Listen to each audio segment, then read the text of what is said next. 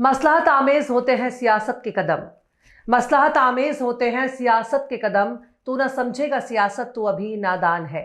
सलाम, नमस्ते, सत श्री अकाल। मैं हूं आपके साथ हर्षिता मिश्रा और आप देख रहे हैं टाइम्स मेल।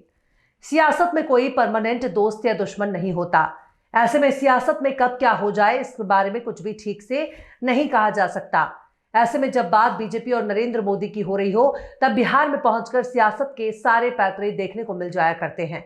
बिहार में नीतीश कुमार सबके हैं। जिस तरह से मुर्गे और रोहू मछली को आज के दौर में सबसे सेकुलर माना जाता है, उसी तरह से नीतीश कुमार को बीजेपी और आरजेडी में सेकुलर के तौर पर देखा जाता है। नीतीश कुमार बिहार में लंबे समय से सरकार चलाते आ रहे हैं, लेकिन जिस तरह से बीजेपी के साथ आना जाना लगा रहा, उससे यह बिल्कुल नहीं कहा जा सकता कि आगे चलकर नीतीश बाबू कोई खेला नहीं करेंगे। नीतीश कुमार बिन बादल बरसात की तरह हैं, जिनको जितना भी समझाने की कोशिश की जाए पर बहुत कम है। ऐसे में बिहार की सत्ता बदलने की उम्मीद नजर आ रही है।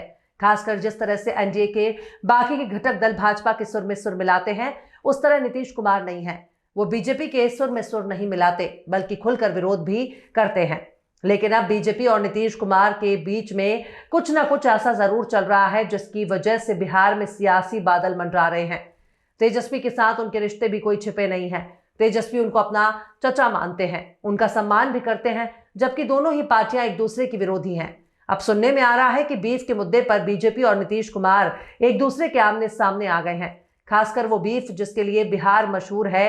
हिंदी भाषी इलाके में भैंस के गोश्त बीफ कहा जाता है।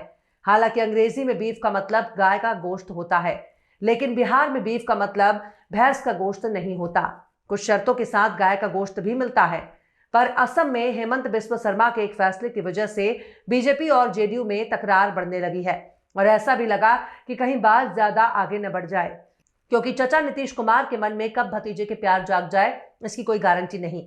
ऐसे में बिहार में अगर बदलाव होता है, इसका असर सीधा मोदी सरकार पर पड़ेगा, क्योंकि नीतीश के कंधे पर मोदी जी की सरकार कायम है। वरना अगर नीतीश ने जरा सा भी अपना कंधा हिलाया तो समझ लीजिए कि पूरी की पूरी मोदी सरकार धड़ाम से गिर जाएगी।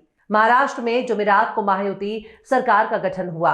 देवेंद्र फडणवीस मुख्यमंत्री बन गए, जबकि एकनाथ शिंदे और अजीत पवार ने डिप्टी सीएम पद की शपथ ली। शपथ ग्रहण के मंच पर एनडीए ने अपनी एकजुटता दिखाई है।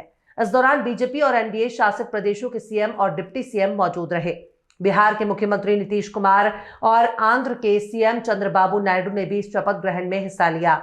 नीतीश बाबू ने मंच पर गर्मजोशी से पीएम मोदी से मुलाकात की, लेकिन चौंकाने वाली बात यह है कि जब मुंबई में इन दोनों नेताओं की मुलाकात हो रही थी, उस वक्त बिहार में नीतीश की पार्टी जदयू बीजेपी को राजधर्म की याद दिला रही थी। ऐसे में सियासी गलियारों में कयास और चर्चाओं का दौर भी शुरू हो गया। दरअसल असम में हेमंत बिस्व शर्मा सरकार ने हाल ही में बीफ बैन कर दिया। असम सरकार के आदेश के मुताबिक होटल, रेस्टोरेंट और सार्वजनिक जगहों पर बीफ नहीं परोसा जा सकेगा। बीजेपी सरकार के इस फैसले का जदयू ने खुलकर विरोध किया। केंद्र और बिहार में बीजेपी की सहयोगी पार्टी जदयू नेता केसी त्यागी ने कहा कि भारत का संविधान सबको खाने पीने की आजादी देता है। होटल या सार्वजनिक स्थल पर बीफ बैन का हम समर्थन नहीं करते। इससे समाज में तनाव फैलेगा, जो पहले से ही काफी ज्यादा है। इस फैसले के खिलाफ बोलते हुए जदयू प्रवक्ता राजीव रंजन ने भी इस फैसले को दुर्भाग्यपूर्ण बताया और कहा कि लोगों को खाने पीने की आजादी होनी चाहिए। उन्होंने इस फैसले को राजधर्म के खिलाफ बताते हुए समझ से परे बताया।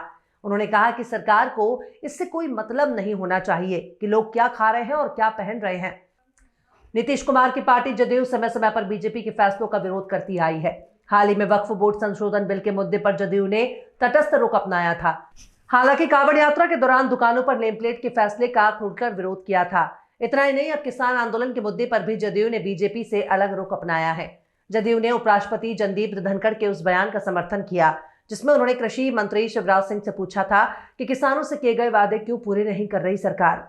वैसे तो बीजेपी के समर्थन से सरकार बनाने के बाद नीतीश कुमार कई बार खुले मंच से कह चुके हैं कि वो इस बार कहीं नहीं जाएंगे, लेकिन बिहार की राजनीति में जितनी बार नीतीश कुमार ने पलटी मारी है, उससे यह अंदाजा नहीं लगाया जा सकता कि कब एनडीए से उनका मोह भंग हो जाए।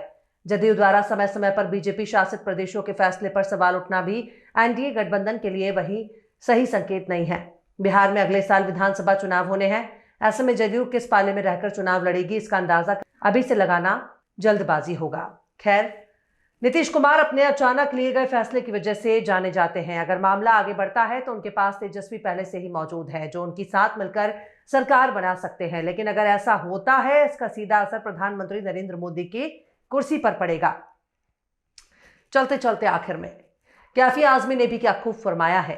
उसको मजहब कहो या सियासत कहो, उसको मजहब कहो या सियासत कहो, खुदकुशी का हुनर तुम सिखा तो चले। फिलहाल इस खबर में बस इतना ही। इस खबर को आप हमारे साथी शम्स तबरेज के कलम से सुन रहे थे। आपको कैसा लगा कमेंट बॉक्स में आप जरूर बताइएगा। वीडियो पसंद आए तो लाइक करें।